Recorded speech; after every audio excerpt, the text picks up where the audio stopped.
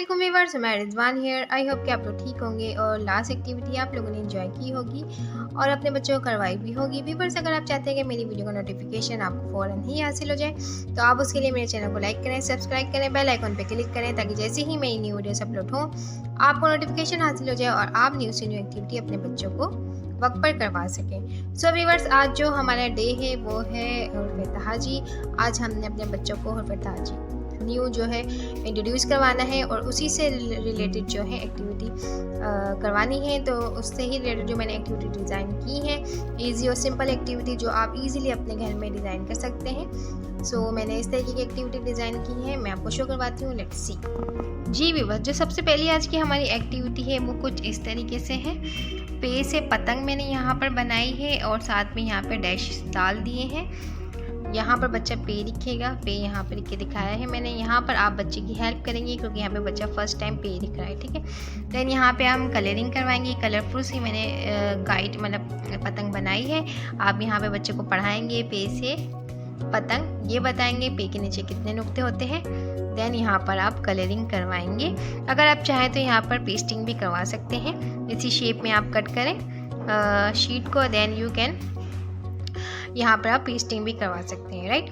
सो ये हमारी हो गई फर्स्ट एक्टिविटी जिसमें हम पे से पतंग पे को इंट्रोड्यूस करवा रहे हैं, उसका ऑब्जेक्ट्स भी इंट्रोड्यूस करवा रहे हैं। लेट्स सी के अदर एक्टिविटी में मतलब नेक्स्ट जो हमारी एक्टिविटी है वर्कशीट है उसमें क्या है, लेट्स सी। जी व्यूअर्स, जो मेरे पास दूसरी एक्टिविटी है वर्कशीट है उसमें मैंने इस तरीके से मतलब ये मैंने प्रिंट करवाए हुए थे पेज, तो ये पेज मैं आज दे रही हूँ। इसमें रंग भरें और लिखें, सही है। इसमें पे से पत्ता है, पत्ते पे हमने कलर करवाना है और साथ में यहाँ पे ट्रेसिंग दी हुई है पे और नीचे जो एक रो है उसमें पे लिखना है।